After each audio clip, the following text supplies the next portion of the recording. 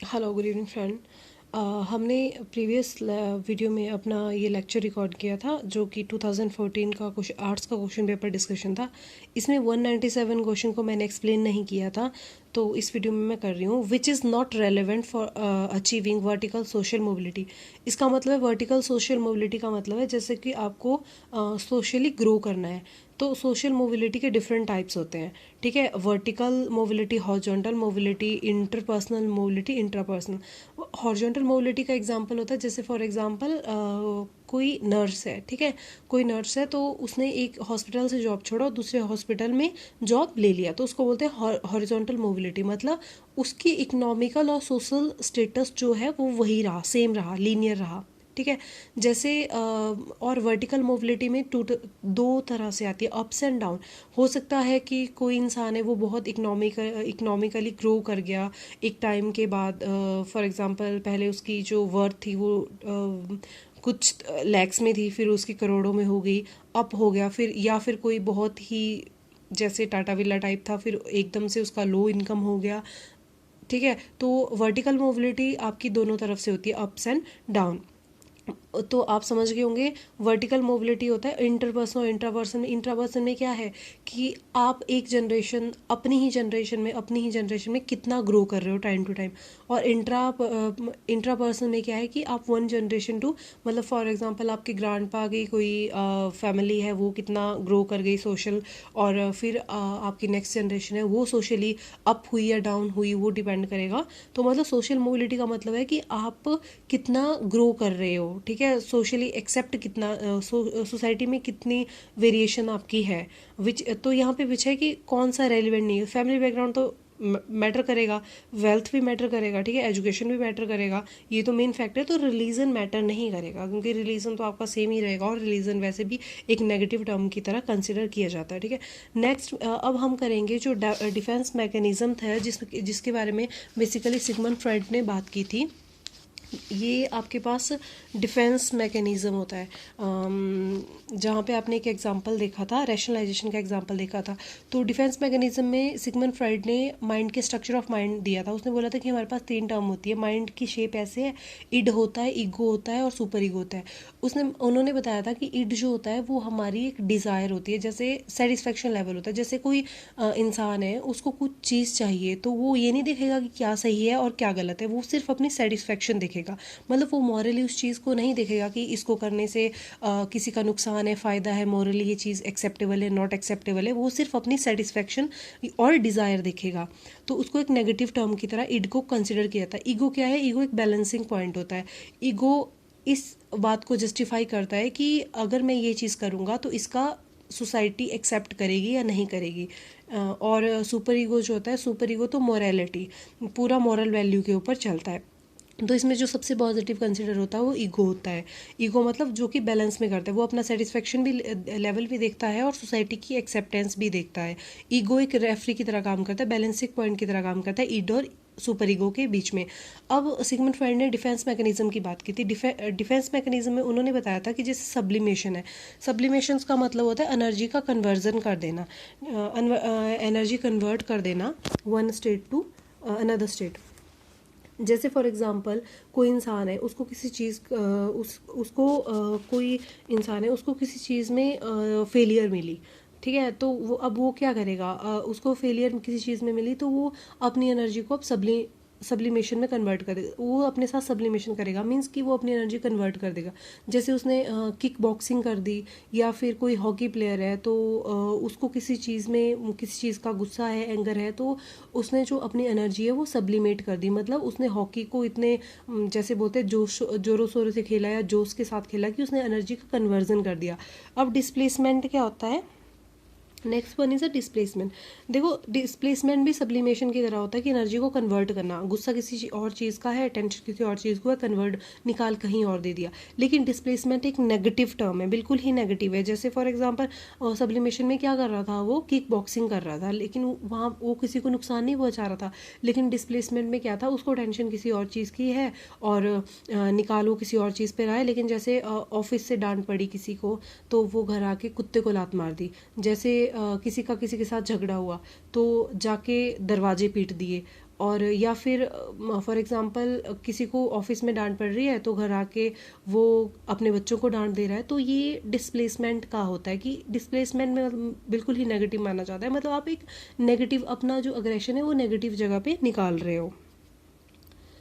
Next उधर denial. Denial ये stage होती है जो कि एक पॉजिटिव मानी जाती है कि आप पॉजिटिव नहीं मानी जाती, सॉरी, डिनाइल मतलब जो स्वीकार नहीं करना चीज़ों को। जैसे किसी के साथ कोई चीज़ हो जाती है तो उसको उसके लिए अविश्वसनीय हो जाती है कि मेरे साथ ये कैसे हो गया, तो वो ये बोलता रहता है कि ये मेरे साथ नहीं हो सकता।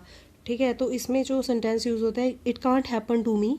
फॉर एग्जांपल कि कोई वहाँ पे लिखा होता है, जैसे स्मोकिंग करने वाले होते हैं तो वहाँ पे लिखा होता है कि स्मोकिंग इंजर टू हेल्थ, लेकिन स्मोकिंग करने वाले क्या करते हैं, उस चीज़ को डिनाइल करते रहते हैं कि नहीं ये हमारे लिए नुकसानदायक नहीं है। मतलब ये सारी चीज़ें जो डिफेंस मैकेनिज्म है कुछ मैक्सिमम नेचुरल होती है। सप्लीमेशन और डिस्प्लेसमेंट तो नेचुरल नहीं होता, मतलब वैसे तो सारी नेचुरल नहीं होती, ह्यूमन माइंड बहुत पावरफुल है, लेकिन बेसिकली हम इसको नेचुरल ही मानते हैं।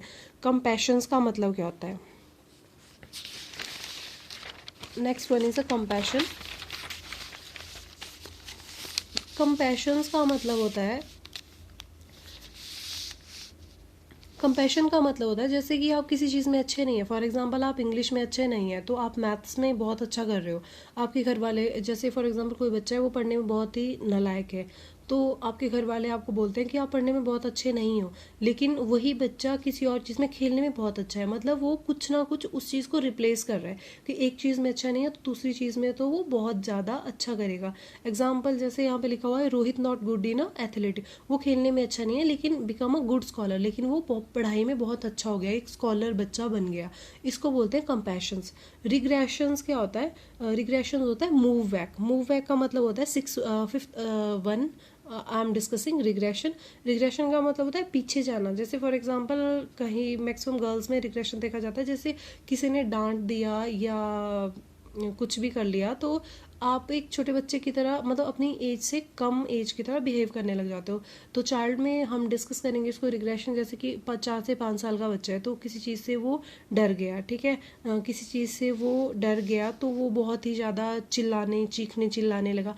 मैक्सिमम आपको एग्जांपल अपनी सोसाइटी में मिल जाएंगे, जैसे 7-8 ईयर के बच्चे भी होते हैं, अगर कोई चीज़ उनसे छीनी जाए, मोबाइल छीन के देख लेना, वो आपको रिग्रेशन का एग्जाम्पल दे देंगे।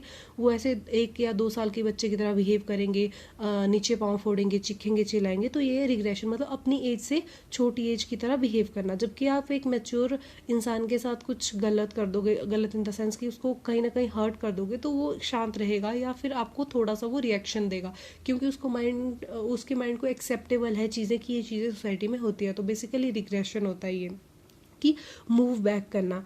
ठीक है, जैसे इसके एग्जांपल होते हैं जैसे रोना, नेम कॉलिंग का मतलब होता है गालियाँ देना, ठीक है, ये सारी चीज़ें आपकी रिग्रेशन में आती हैं। Next one is repression. Repression क्या होता है? प्रेशर। रिप्रेशन मतलब मतलब दबा देना, प्रेशर से चीज़ों को दबा देना।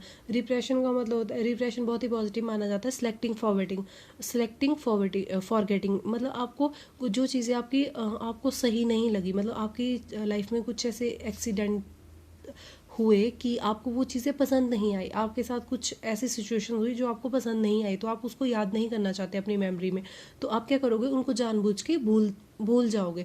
तो वो होता है सिलेक्टिंग फॉरगेटिंग। ये बहुत ही पॉजिटिव माना जाता है सिलेक्टिंग फॉरगेटिंग का फॉरगेटिंग। जैसे फॉर एग्जांपल किसी का एक्सीडेंट हुआ 2 साल पहले, तो उसको वो बहुत ही पेनफुल सिचुएशन रही, तो वो अब धीरे धीरे रिकवर होने के बाद उस चीज़ को भूलना शुरू कर देगा। क्यों? क्योंकि उसको याद नहीं करेगा, बार बार डिस्कशन नहीं करेगा उस दिन मेरे साथ क्या हुआ, क्यों? क्योंकि वो पेनफुल है, तो वो सिलेक्टिव उसको फॉरगेट कर देगा। The next one is a day dreaming. Day dreaming तो आप सबको पता है, डे ड्रीमिंग का मतलब होता है जो चीज़ हम अचीव नहीं कर पाते हैं, जो चीज़ हम अचीव नहीं कर पाते हैं और वो सोसाइटी उस चीज़ को एक्सेप्ट नहीं कर पाती है, तो उस चीज़ में हम क्या करते हैं, डे ड्रीमिंग करते हैं, मतलब अपने आप को सेटिस्फाई करने के लिए डे ड्रीमिंग करते हैं।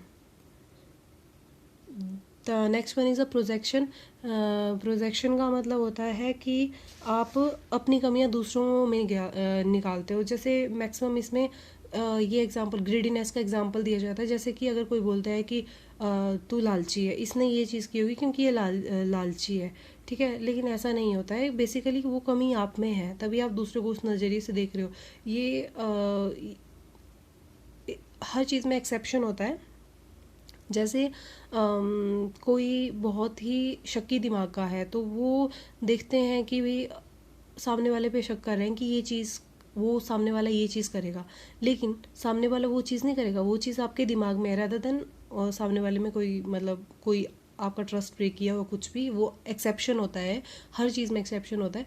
तो प्रोजेक्शन का मतलब मैं आपको समझा नहीं पा रही हूँ। प्रोजेक्शन का मतलब होता है जैसे अपनी कमियां गिनाना, मतलब जो चीज़ आप में है, जो नेगेटिव चीज़ आप में है, लेकिन वो आप बोलते हो कि ये चीज़ सामने वाले में है, ये मेरे साथ ऐसा इसलिए कर रहा है क्योंकि ये इसके मन में ये चला, बेसिकली उसके मन में ये नहीं चला होता है, आपके मन में वो चीज़ चली होती है। तो रैशनलाइजेशन का मतलब होता है, रैशनलाइजेशन का मतलब है कि जैसे हाँ, प्रोजेक्शन का एग्जांपल मुझे याद आ गया। प्रोजेक्शन का एग्जांपल होता है जैसे मैंने बोला कि ही हेट्स मी, तो it doesn't mean he hates me, rather than उसने वो चीज़ नहीं की होगी, शो नहीं किया होगा कि ही हेट्स मी, आप उससे हेट करते हो इसीलिए आप बोल रहे हो कि ही हेट्स मी, आपको लग रहा है कि वो नफरत करता होगा, लेकिन ऐसा ज़रूरी तो नहीं है कि वो नफरत करता होगा, आप उससे नफरत करते हो, दैट्स वाई आप कह रहे हो कि ही हेट्स मी, आप सोच रहे हो ऐसा।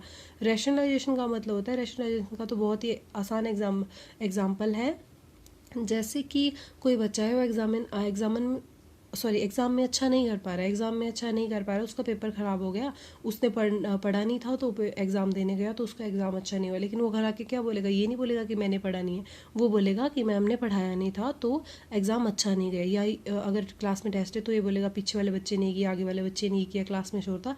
वो मतलब तर्क वितर्क करेगा, दूसरे की गलती बताएगा बेसिकली कि सामने वाले ने मेरे साथ ये किया इसलिए मैं इस सिचुएशन में अच्छा नहीं कर पाया।